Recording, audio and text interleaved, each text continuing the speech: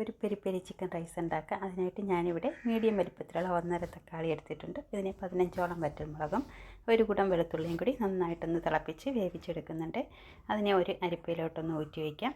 ഞാനിവിടെ 1/2 സ്പൂൺ മല്ലിപ്പൊടിയും 1/2 സ്പൂൺ മഞ്ഞൾപ്പൊടി, പിന്നെ 2 സ്പൂൺ പെരിഞ്ചീരകം, പിന്നെ ഒരു ഏലയ്ക്ക, കുറച്ച് ഗരം മസാല, ഒരു 1/4 ടീസ്പൂണോളം ഗരം മസാല, ഇതെല്ലാം കൂടിയിട്ട് നന്നായിട്ടൊന്ന് വറുത്തെടുക്കാം.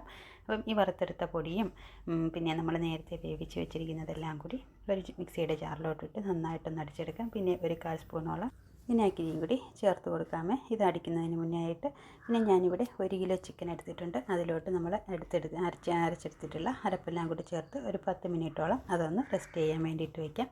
പിന്നെ ഞാനിവിടെ ബിരിയാണി പോട്ടിൽ തന്നെയാണ് എണ്ണ ഒഴിച്ചിരിക്കുന്നത്.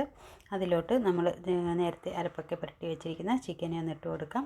അത് ഒരു ഫ്രൈ അല്ല, നന്നായിട്ടൊന്ന് വേവിച്ച് മൊരിയുന്നില്ല, നല്ല സോഫ്റ്റ് പരുവത്തിലാകുമ്പോഴേക്കും ചിക്കനെ നമുക്കൊന്ന് കോരി മാറ്റിയെടുക്കണം. അപ്പം ഞാനിവിടെ 1/4 കപ്പ് കൈമ റൈസാണ് എടുത്തിരിക്കുന്നത്. അത് നല്ല രീതിയിലൊന്ന് കഴുകി 5 മിനിറ്റ് ഒന്ന് കുതിർത്തതിന് ശേഷം ഊറ്റി വയ്ക്കാം. അപ്പോൾ നമ്മുടെ ചിക്കനൊക്കെ നല്ല ഒരു പരുവത്തിനായി വന്നിട്ടുണ്ട്. നല്ല മൊരിഞ്ഞുമില്ല, എന്നാൽ നല്ല സോഫ്റ്റ് പരുവത്തിനായി വന്നിട്ടുണ്ട്. അപ്പോൾ ഞാനതെല്ലാം ഒന്ന് അതിൽ നിന്നും കോരി മാറ്റിയെടുത്തിട്ടുണ്ട്. പിന്നെ 2 മീഡിയം സൈസ് സവാള ചെറുതായിട്ടൊന്ന് അരിഞ്ഞിട്ട് അതേ എണ്ണയിലോട്ട് തന്നെ ഇട്ട് കൊടുക്കുന്നുണ്ട്. അപ്പോൾ നമ്മൾ ഉപ്പ് ചേർക്കുന്നതിനായിട്ട് നമ്മുടെ നേരത്തെ ചിക്കനിലൊക്കെ ചേർത്തിട്ടുണ്ട്. അപ്പോൾ ആ അരപ്പും കൂടി കിടക്കുന്നത് കൊണ്ട് അതെല്ലാം നോക്കിയതിന് ശേഷം മാത്രമാണ് ചോറിലോട്ട് ഉപ്പ് ചേർത്ത് കൊടുക്കേണ്ടത്. അപ്പോൾ ഞാനിവിടെ സവാളയ്ക്ക് കുറച്ച് ഉപ്പ് ചേർക്കുന്നുണ്ട്, എന്നാലും നമുക്ക് പിന്നീട് നോക്കിയിട്ട് ബാക്കിയും കൂടി ചേർത്ത് കൊടുക്കാം. പിന്നെ കുറച്ച് ഇഞ്ചി ഒന്ന് ചതച്ചതും കുറച്ച് മല്ലിയിലയും കുറച്ച് നെയ്യും കൂടി ചേർത്ത് കൊടുക്കുന്നുണ്ട്. അപ്പോൾ അതെല്ലാം ഒന്ന് വഴണ്ടി വന്നതിന് ശേഷം ഊറ്റി വെച്ചിരിക്കുന്ന അരിയും കൂടി ചേർത്ത് നന്നായിട്ടൊന്ന് മസാലയൊക്കെ പിടിക്കാൻ വേണ്ടിയിട്ട് മിക്സാക്കി എടുക്കാം. ഒരു 2-3 സെക്കൻഡ് ഒന്ന് വറുത്തെടുക്കാം. അപ്പോൾ ഇങ്ങനെ വറുത്തെടുക്കുമ്പോഴേക്കും ആ അരിയിൽ എന്തെങ്കിലും പശയൊക്കെ ഉണ്ടെങ്കിൽ അതൊന്ന് മാറിക്കിട്ടും കേട്ടോ. പിന്നെ നമ്മളെടുത്ത അരിയുടെ ഇരട്ടി അളവിൽ ഞാൻ വെള്ളവും കൂടി ചേർത്ത് കൊടുക്കുന്നുണ്ട്. കുറച്ച് തേങ്ങാപ്പാലും കൂടി ആ വെള്ളത്തിൽ നിന്ന് മിക്സാക്കി കൊടുത്തിട്ടുണ്ടായിരുന്നേ.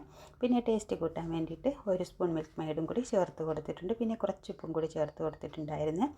അപ്പം നമ്മുടെ ചോറൊക്കെ 1/4 വേവായപ്പോഴേക്കും നമ്മൾ നേരത്തെ പൊരിച്ച് വെച്ചിരിക്കുന്ന ചിക്കനെയും കൂടി അതിൻ്റെ മുകളിലോട്ട് ഇന്ന് ഇട്ട് കൊടുക്കുന്നുണ്ട്.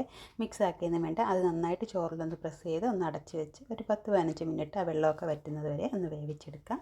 അപ്പം നമ്മുടെ നല്ല peri peri chicken rice ready ആയിട്ടുണ്ട്.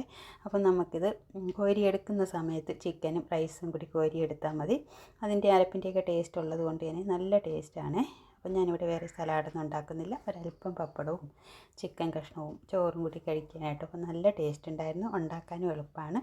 അപ്പോൾ കുട്ടികൾക്കൊക്കെ എന്തായാലും ഇഷ്ടപ്പെടും. ഇതുപോലെ ഒന്ന് ട്രൈ ചെയ്ത് നോക്കണേ. വീഡിയോ